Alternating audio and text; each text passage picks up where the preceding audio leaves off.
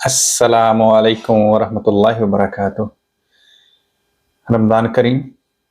आज का जो मौजू है ये भी हमारा माशाल्लाह बहुत अहम मौजू है और इसमें हम आज बात करेंगे फ़िरक़ावारियत पे, जिससे हमें अल्लाह ताला ने अपने कुरान में सख्ती से मना किया है।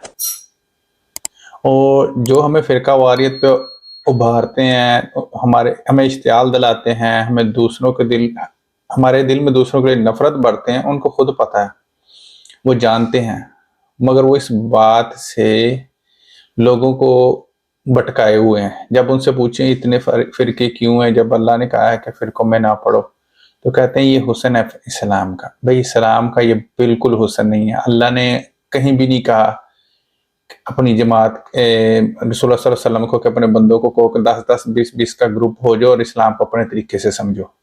सहाबा कराम रज़ियल्लाहु तआला अन्हुम की सारी जिंदगी अल्लाह और उसके रसूल के हुक्म के मुताबिक गुजरी है।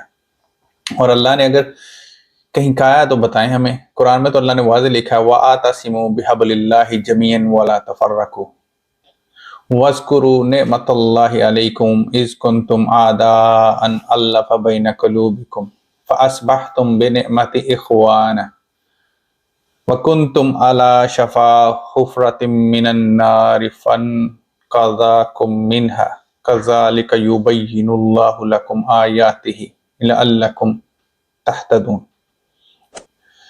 ये कुरान में जी अल्लाह ताला ने हमें कहा, अल्लाह ताला की रस्सी को सब मिलकर मजबूती से थाम लो और फूट ना डालो। फूट का मतलब बांटो ना, फिरकों में ना। और अल्लाह ताला की इस वक़्त की नेमत को याद करो जब तुम एक दूसरे के दुश्मन थे। ये आयत तो उतरी थी औस और खजरज के दो कबीले थे मदीना में, जो आपस में लड़ते झगड़ते रहते थे और अक्सर बेशतर उनके झगड़े चलते रहते थे। उन पे उतरी थी, क्योंकि ये उस वक़्त के लोगों पे उतरी थी। ज़ाहिर बात है वहाँ के उस वक़्त के जो मामला थे उसी हिसाब से उतरी थी, मगर ये सिर्फ उन्हीं पे नहीं उतरी थी। इस्लाम या कुरान का जो भी हुक्म है वो उस वक़्त से लेकर ता क़यामत वो लागू है। और इसके बुनियाद पे हम नहीं कह सकते कि ये उस वक़्त के हालात के मुताबिक उतरी थी, नहीं। अब भी हालात ऐसे ही हैं। हमारे यहाँ देख लें, देवबंदी अपनी मस्जिद में नहीं किसी को जाने देते, बरेलवी अपनी मस्जिद में देवबंदी को नहीं जाने देते, अहले हदीस बरेलवियों को नहीं मुसलमान समझते, मुसलमान बरेलवी अहले हदीसों को मुसलमान नहीं समझते, देवबंदी। ये देखें फ़िरक़ावारियत में किस कदर जो है ना बेवकूफ़ी पाई जाती है, नाउज़ुबिल्लाह कहना चाहिए। अल्लाह का दीन बड़ा वाज़ेह है, समझना भी आसान है, हुक्म इलाही है भी बड़ा सिंपल सादा अल्फाज में, उसके बावजूद नहीं लोग जो है ना उस पर मुतफिक नहीं है एक पे। अब इनके देखें, ज्यादातर पाकिस्तान में जो हनफी फिरका के लोग पाए जाते हैं, चाहे वो बरेलवी हों चाहे वो देवबंदी हों। अब ये बात काबिल गौर है, अगर तो ये एक इमाम के मानने वाले हैं, फिर इनमें आपस में ही इख्तलाफात क्यों हैं? अब हनफी देवबंदियों में हनफी ममाती भी हैं और हनफी हयाती भी हैं। कुछ देवबंदी जो इमाम अबू हनीफा को मानते हैं वो कहते हैं कि रसूलुल्लाह सल्लल्लाहु अलैहि वसल्लम अब हयात हैं, कुछ कहते हैं वफात पाक। इस बुनियाद पे इनका फिरका बना हुआ, यानी एक फिरका, एक इमाम को मानने वाले फिरकों के मुख्तलिफ सोच। अभी मैं बाहर की दुनिया में तो मैं देखता हूँ कि जो लोग हैं ना, एक वो भी हनफी हैं, मगर उनका तरीकाकार पाकिस्तान में रहने वाले हनफियों से मुख्तलिफ है। मिसाल के तौर पे हमारे यहाँ जो अजान के वक्त इकामत होती है ना, अहले हदीस वो सिंगल यानी एक तरफ एक वक्त में कहते हैं इकामत, और जो देवबंदी और बरेली में है वो डबल इकामत कहते हैं। डबल से मुराद अजान की तरह, और अहले हदीस वो आदि कहते हैं, अल्लाहु अकबर अशहदु अल्ला इलाहा इल्लल्लाह अशहदु अन्ना मुहम्मदर रसूलुल्लाह हय्य अलस सलाह हय्य अलल फलाह, यानी सिंगल कहते हैं। मैं पूरी नहीं पढ़ी तो, मगर इधर के जो हनफी हैं वो भी इकामत सिंगल कहते हैं, कुछ डबल कहते हैं। मैं यकीन करें इधर जितनी भी मस्जिदें हैं जहां मैं रहता हूँ ना, मुख्तलिफ, कोई तुर्कियों की मस्जिद है, कोई सोमालियों की मस्जिद है, कोई पाकिस्तानियों की मस्जिद है, कोई इंडियंस की मस्जिद है, हैदराबादियों की, सबसे ज्यादा मसाजिद में जो नमाजी नजर आते हैं ना वो अफ्रीकी नजर आते हैं। वो सोमाली हों, इथोपियन हों, सूडानी हों, इस तरह के। मगर کبھی بھی کسی مسجد میں آپ کو نماز پڑھنے سے نہیں روکیں گے، آپ کی نماز پڑھنے کے طریقے پہ انگلی نہیں اٹھائیں گے۔ اور یہی لوگ جب پاکستان میں چلے جاتے ہیں یا ایشیا میں چلے جاتے ہیں، یہ اپنی مسجد میں دوسرے کو داخل نہیں ہونے دیتے۔ بات لمبی ہوتی جا رہی ہے، اس بات کو اس طرف نہیں لے کے جانا چاہیے جس کا جو ہمارا مین مقصد ہے بات کرنے کا، وہ یہ ہے کہ اختلاف میں نہ پڑو۔ اب اللہ کے ابھی اسی آیت کے اگر ہم تفسیر میں جائیں تو اس میں واضح لکھا گیا ہے کہ تفرقے میں نہ پڑو اور باہم اتفاق رکھو، اختلاف سے بچو۔ حبل سے مراد قرآن ہے اس وقت، جو اللہ کی واحد رسی ہے۔ رسی اس کو کیوں کہا جاتا ہے؟ یہ کیونکہ آسمانوں سے اتری ہے، مکمل کتاب لفظ و لفظ اللہ کا رسول اللہ کے دوسرے رسول پہ لے کے آیا ہے۔ اللہ کا پہلا رسول فرشتوں کے رسول حضرت جبرائیل علیہ السلام، اور اللہ کا فرشتوں کے رسول انسانوں کے رسول پہ لے کے آیا، رسول آخر زمان محمد صلی اللہ علیہ وسلم پہ۔ دیکھیں کس قدر معتبر کتاب ہے۔ وہ جبرائیل علیہ السلام پڑھ کے سنایا کرتے تھے، یعنی کہ یہ لفظ دوسری کتابوں کی طرح نہیں ہے کہ موسیٰ علیہ السلام کے صحیفے کامل اتر گئے، وہ لکھ کے لے گئے، ایک ہی دن میں اتر گئے۔ آگے داؤد یا زبور جیسے انجیل زبور ہیں، اس طرح نہیں ہے یہ کتاب۔ یہ ایک ایک لفظ جبرائیل علیہ السلام نے نبی صلی اللہ علیہ وسلم کو پڑھ کے سنایا ہے، یعنی تصدیق ڈبل کی ہے اس قرآن کی۔ ایک جبرائیل علیہ السلام نے پڑھا، یعنی سچا، بالکل سچا، کسی قسم کی کوئی دو نمبری نہیں، جو اللہ کا حکم ہے سیدھا لے کے اس بندے پہ آ رہا ہے جو بالکل سچا، کسی قسم کی کوئی دو نمبری نہیں۔ اب فرقوں میں کیوں نہیں پڑھنا چاہیے؟ میں اس بات کو آج شاید تھوڑی سا ٹاپک لمبا ہو جائے۔ دیکھیں ہمارے ہاں جو فرقے ہیں نا بہت زیادہ، جتنا وقت ہم ایک دوسرے سے نفرت میں گزارتے ہیں نا سیکھنے میں، ہم مدرسوں میں چلے جائیں، بچوں کو قرآن حدیث سے زیادہ دوسروں کی خامیاں بتائی جاتی ہیں۔ وہ فرقے والے یہ کرتے ہیں تو ہم نے یہ نہیں کرنا، وہ فرقے والے اس طرح کرتے ہیں۔ او بھائی، تمہارا مقصد ہی نہیں ہے مدرسے میں کسی دوسرے کی خامیاں بتانا، دوسرے کے عیب نکالنا۔ تمہارے پاس وہ ہیں دین کا علم حاصل کرنے، انہیں قرآن بتاؤ، انہیں حدیث بتاؤ۔ جتنی آپ انرجی یا جتنا ٹائم ان کا آپ اس وقت اس چیز میں ضائع کرتے ہو کہ ان کے دل میں دوسروں کی نفرتیں ڈالتے ہو، اگر یہی وقت آپ ان کی تربیت میں ڈالو، ان کو دو، ان کی تربیت میں بڑھاؤ، تو وہ لوگ چمکتے ہوئے اسلام کا میسج لے کے خالص جیسے ان کو سمجھایا جائے وہ آگے پہنچائیں۔ وہ جب مدرسے سے نکلتے ہیں وہ مسلمان کم ہوتے ہیں، دیوبندی بریلوی اہل حدیث سے زیادہ ہوتے ہیں، اور پھر ایسا بچوں کا ذہن ہوتا ہے، کیونکہ وہ بھی چھوٹا کمزور ذہن ہوتا ہے، وہ سمجھ نہیں پاتے، وہ ایک دوسرے سے نفرت کرتے ہیں۔ ڈاکٹر سرار احمد صاحب فرمایا کرتے تھے اللہ ان کو جنت دے، وہ کہتے تھے ایک وقت میں ایک درخت پہ ایک ہی پھل لگتا ہے۔ کبھی نہیں آپ دیکھیں گے کہ امرود کا درخت ہو اور اس پہ سیب بھی ہوں، یا اخروٹ یا انار کا درخت ہو اور اس پہ کیلے لگے ہوں۔ اناروں کے ساتھ ایسا نہیں ہوتا ہے، یعنی کہ ایک وقت میں ایک دل میں یا تو نفرت رہتی ہے یا محبت رہتی ہے۔ جب آپ کے دل میں دوسروں کے لیے نفرتیں آ جائیں نا، پھر محبت کا آپ کے دل میں کوئی ٹھکانہ نہیں ہوتا۔ تو اسلام تو ہے ہی دین بھائی چارے کا، درس دیتا ہے المسلم اخو المسلم، مسلمان کا بھائی ہے۔ اب اس بات کو سمجھنا کتنا مشکل ہے؟ کوئی مشکل نہیں، مگر ہمارے ہاں مولویوں نے اس قدر اپنا پیٹ بھرنے کی خاطر، اپنے مال گودام بھرنے کی خاطر فرقوں میں ڈالا ہوا ہے لوگوں کو، کہ لوگوں کو راہ راستے بھٹکا دیا۔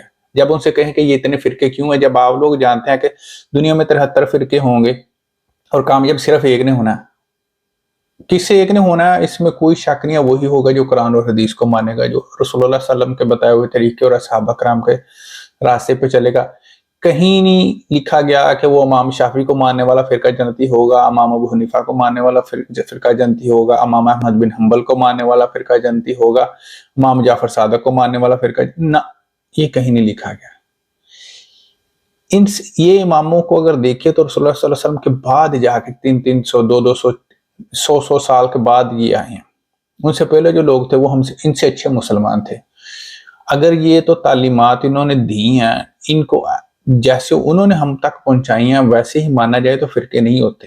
مسئلہ یہ ہے کہ اب مولویوں نے مسجدوں میں اپنا راج قائم کرنے کے لیے، اپنے آپ کو معتبر ٹھہرانے کے لیے دین کی بات کم کرتے ہیں، دوسروں کے آپ زیادہ نکالتے ہیں۔ تو میں آج جس بات پہ یہ بات کر رہا ہوں، ایک تو فرقہ ہونا چاہیے، دوسرا اپنے بچوں کو ان مدرسوں میں بھیجنے سے پرہیز کریں جہاں دین کم سکھایا جاتا ہے اور فرقے زیادہ سکھائے جاتے ہیں۔ اس کا نقصان یہ ہوتا ہے کہ بچے مسلمان کم بنتے ہیں، اپنے دل میں نفرتیں زیادہ لے کے نکلتے ہیں۔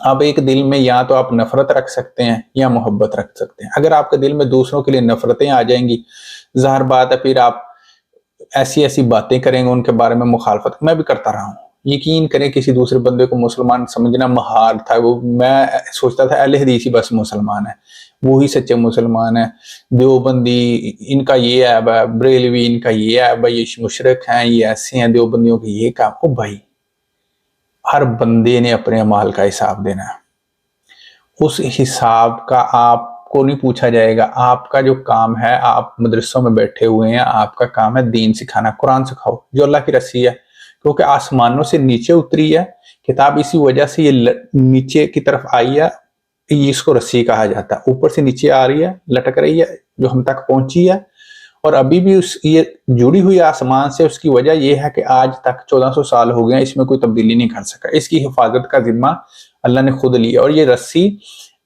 کہہ لیں کہ ابھی لٹک رہی ہے، یعنی اس میں کنیکشن ہے نیچے کی کتاب اور اوپر آسمانوں کی کتاب میں۔ چاہے جو کچھ مرضی کر لے، اس کو بدل نہیں سکتا۔ اس کی وجہ ہے کہ اللہ نے اس کو کنیکشن رکھا ہے، اس کا آسمانوں سے اس کا کنیکشن، اس کو ختم نہیں کیا جا سکتا دنیا سے، اس کو بدلا نہیں جا سکتا۔ تو اس رسی کو پکڑنے کی ضرورت ہے۔ اور جب قرآن ہمیں واضح واضح کہہ رہا ہے کہ فرقوں میں نہ پڑھو، تو پھر مولوی ہمیں کہتے ہیں فرقہ جو ہے نا، یہ تو دین کا حسن ہے۔ کس کی مانے؟ پھر مولوی کی مانے کہ قرآن کی مانے؟ ماننی تو بالکل قرآن کی بنتی ہے۔ مولوی کی اسلام میں کوئی، اس کے ذاتی الفاظ کی کوئی ایک ٹکے کی حیثیت نہیں ہے۔ اگر تو وہ قرآن حدیث کی بات کرے، ہم تک پہنچائے، تو وہ معتبر، ہم اس کا احترام بھی کریں گے، اس کو عزت بھی دیں گے۔ اگر وہ دوسروں کی نفرتیں، دوسروں کے بارے میں بغض ہمارے تک منتقل کرے گا، اپنے بابوں کی قصے کہانیاں سنائے گا، پھر اس کا جو صرف اور صرف وہ اپنی دکان چلا رہا ہے۔ تو دیکھیں ماشاءاللہ آج کل کے جو مولوی ہیں، ان کے معاملات زندگی دیکھیں، ان کی حرکتیں دیکھیں، اپنی ان کی ماشاءاللہ ہر قسم کی سہولیات سے وابستہ موجیں کر رہے ہیں، پیر فقیر بابے مولوی، عوام بیچاری وہی پھنسی ہوئی ہے مشکل میں۔ کبھی کسی مولوی نے کہا کہ میرے پاس اتنی زیادہ پراپرٹی ہے، یا میں اتنا مالدار ہوں، یہ ساری میں غریبوں میں بانٹ دیتا ہوں تاکہ میرے علاقے کے لوگ خوشحال ہو جائیں۔ بہت سے مولوی بیچارے غریب ہیں۔ اب مثال کے طور پہ لے لیں، مفتی ایک تھے جو کراچی میں 2-3 سال پہلے وہ وفات پا گئے، ان کے مرنے کے بعد ان کے اکاؤنٹ سے اربوں روپے نکلے ہیں۔ اب موجودہ حالات میں دیکھ لیں، مفتیان کے پاس اتنا مال ہے، ان کو اس بات کا علم نہیں ہے کہ رسول اللہ صلی اللہ علیہ وسلم جب مال غنیمت لے کے آتے تھے، گھر جانے سے پہلے اس مال غنیمت کو بانٹ دیا کرتے تھے اور خالی ہاتھ گھر جایا کرتے تھے۔ ایک مشہور حدیث ہے، رسول اللہ صلی اللہ علیہ وسلم ایک بار گھر پہنچے تو اما عائشہ رضی اللہ عنہا کہتی ہیں، انہوں نے بکرا جو نا گوشت بنایا ہوا تھا، پوری بھیڑ ذبح کی ہوئی تھی، اس میں سے ران کا گوشت رکھ لیا جو رسول اللہ صلی اللہ علیہ وسلم کو پسند تھا۔ تو جب آپ گئے تو آپ صلی اللہ علیہ وسلم نے کہا، اما عائشہ نے کہا کہ اب میں نے سارا گوشت بانٹ دیا، بس یہی ران بچی ہے۔ تو رسول اللہ صلی اللہ علیہ وسلم نے کہا، جو تو نے بانٹ دیا وہ بچ گیا، جو تو نے رکھ لیا وہ نہیں بچا۔